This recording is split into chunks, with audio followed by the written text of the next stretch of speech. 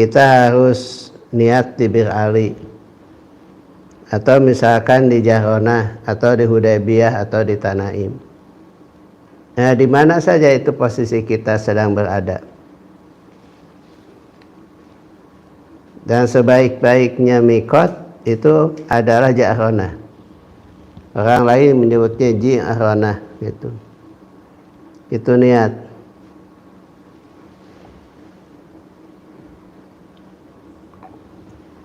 Kalau umroh itu tidak terbatas, artinya tidak ada batasan kapan umroh itu boleh dilakukan, sepanjang tahun. Tapi dengan syarat kalau dia belum selesai atau masih ada kaitan dengan ibadah haji, maka tidak boleh dulu umroh. Umrohnya tidak jadi.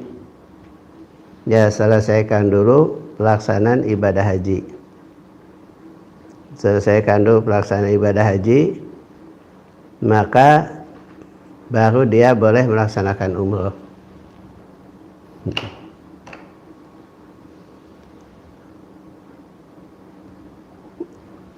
Misal begini, dia itu belum tawaf ifadah, lalu dia melaksanakan umroh. Semisal dia itu keluar dari Mekah karena ada pamili, begitu mau masuk ke kota Mekah niat umroh, itu tidak boleh karena ada kewajiban haji yang belum selesai. Yang kedua, rukun haji itu adalah wukuf di Arafah. Apa yang dimaksud wukuf di Arafah? Wukuf di Arafah itu artinya hadir di satu bagian yang namanya tanah Arafah. Walaupun dia itu sambil lewat atau sambil lari-lari, tidak apa-apa. Kemudian Arafah itu adalah pusatnya ibadah haji, pokoknya ibadah haji. Sampai Nabi mengatakan al-haju Arafah. Jadi artinya puncaknya ibadah haji itu kita wukuf di Arafah. Dan syaratnya berada di Arafah itu adalah harus berada tanggal 9 Rayagung setelah tergelincir matahari, tanggal 9 Dzulhijjah.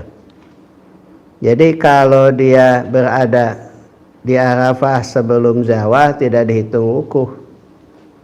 Karena yang dihitung wukuf itu adalah ba'da zawal.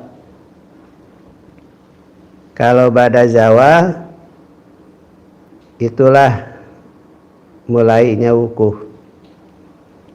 Walaupun nginap 5 malam di Arafah, yang dihitung tetap aja tanggal 9 Rayagung ba'da zawal gitu. Kemudian yang kedua, bahwa wukuf di Arafah itu di sini disebutkan wakila pada yaumin nahar wa yakuna badaniyatiluhu fi nusuk bil qalbi. Dia sudah melaksanakan niat untuk ibadah haji. Kemudian syarat wukuf di Arafah itu harus ada di wilayah Arafah, walaupun ada di pojok atau di ujung. Kemudian yang melaksanakan wukuf di Arafah itu adalah harus yang ahli untuk ibadah. Artinya kalau misalkan dia